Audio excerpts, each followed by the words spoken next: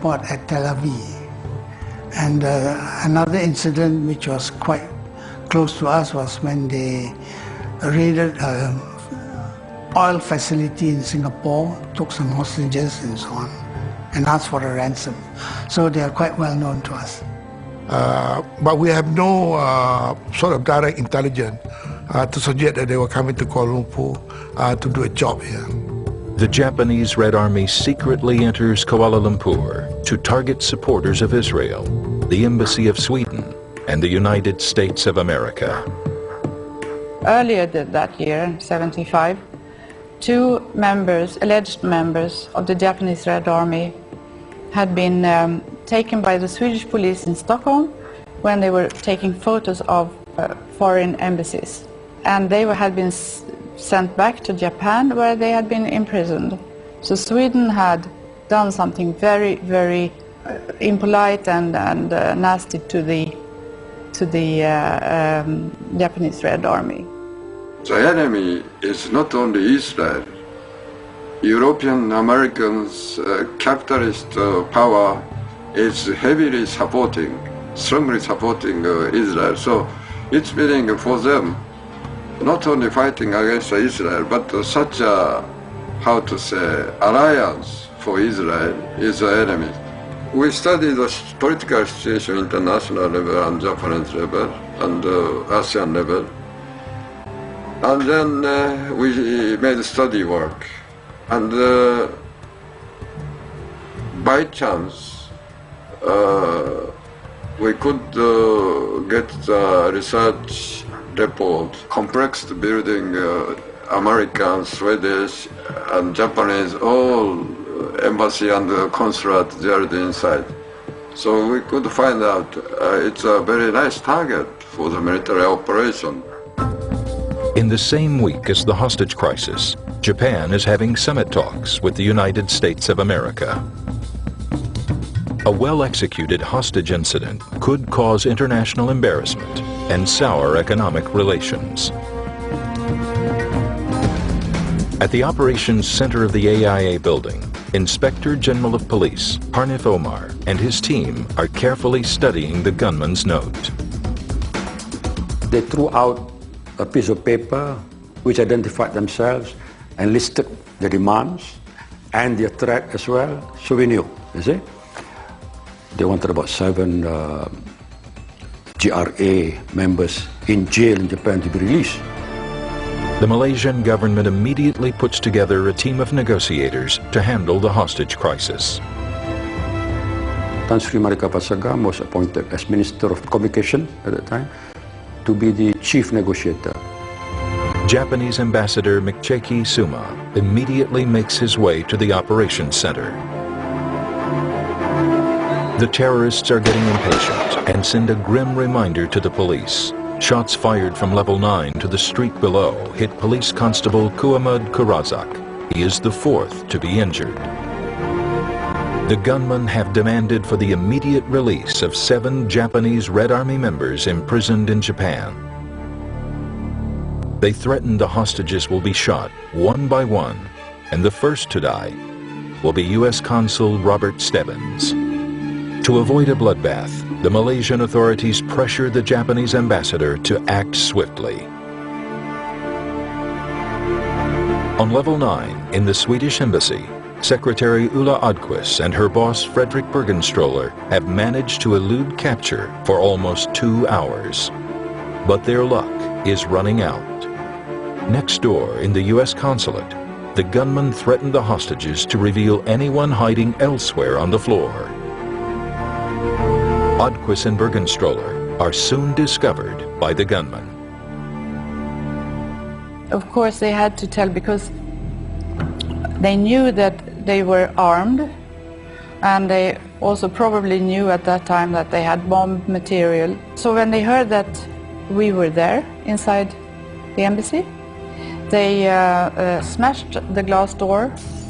We could hear that, and they shouted to us to get out.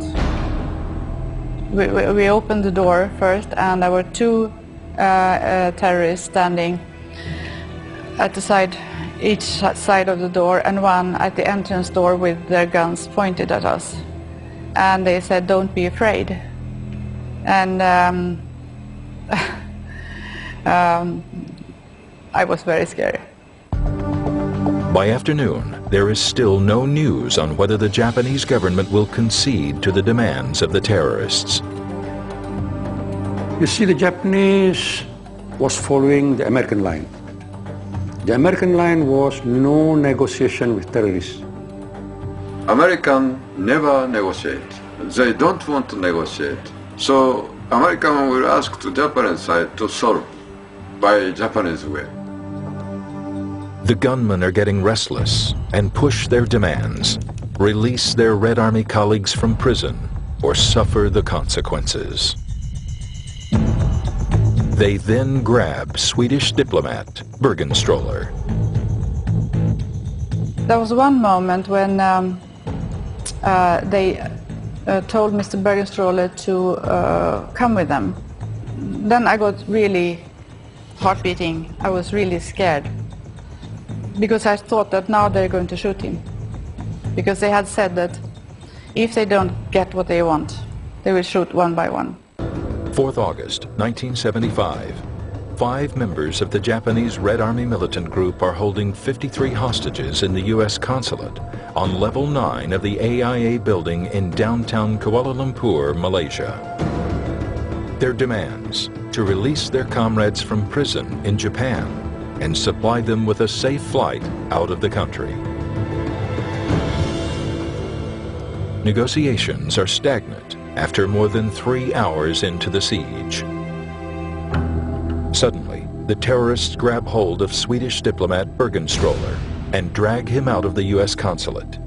His secretary, Ulla Adquist, fears that her boss will be the first to be executed.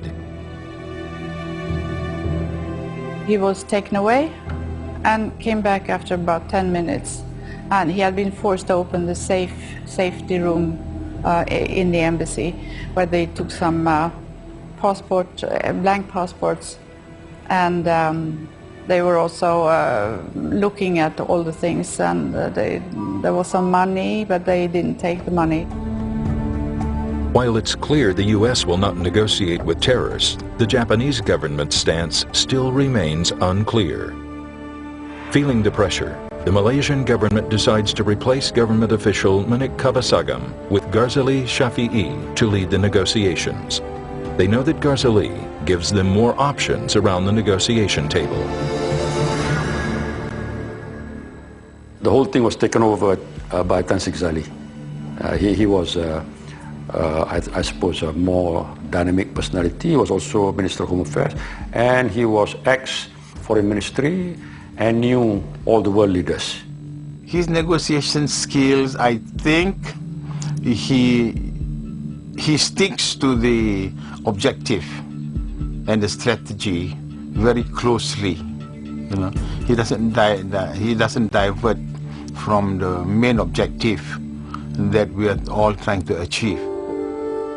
As day 1 comes to an end, the Malaysian authorities are still in the dark over the fate of the hostages and the Japanese government's next move. The negotiation team waits out an anxious night, but the next morning, news arrives from Japan. 9 a.m. we got to know that the Japanese government would release the GRA prisoners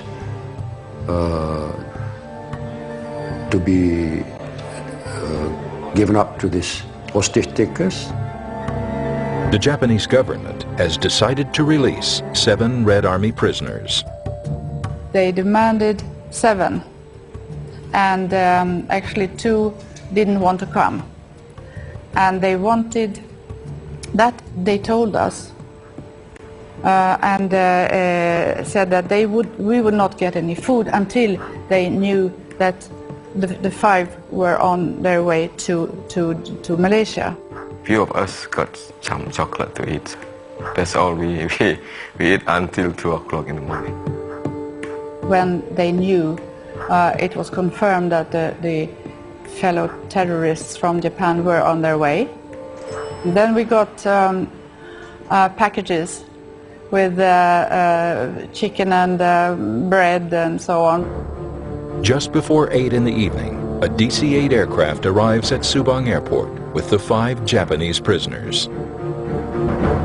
They are escorted under heavy security to the airport terminal and are instructed to wait there as negotiations continue. At the operations center of the AIA building, Chief Negotiator Ghazali Shafi'i speaks again with the leader of the terrorists. It's unnatural for them to release all the hostages, and what do they have for their own protection? Is it? Then we've got to speak to them. Look, how about the sick, the infirm, the children? Is it? So that's how negotiations take place. We must try and save as many as possible. After almost 39 hours since the hostages were first taken captive, the Japanese Red Army releases only 9 hostages. The fate of the 44 others remains unknown. It's day 3 of the siege on the AIA building. Now the terrorists want to get to the airport, pick up their waiting comrades, and escape to an Arab country. Having shot 4 people already, the terrorists' actions are erratic and unpredictable. The negotiation team realizes they still have a chance to rescue the remaining hostages. The police plan for a special action unit to take down the terrorists as they emerge from the building. We had to see whether, if anything were to go wrong, whether we could take them out at any point there. So we had to have sufficient men to cover. But the best men, of course, to take people out from a distance would be snipers. Upon level 9, the terrorists make their move. Grabbing some of the hostages, they head towards the stairs. They were leaving first, and that when they... Americans' capitalist power is heavily supporting, strongly supporting Israel. So it's meaning for them, not only fighting against Israel, but such a, how to say, alliance for Israel is the enemy. We study the political situation, international level and Japanese level and ASEAN. When they were taking photos of foreign embassies, and they had been sent back to Japan where they had been imprisoned. So Sweden had done something very, very impolite and nasty to the Japanese Red Army. The enemy is not only Israel. Europe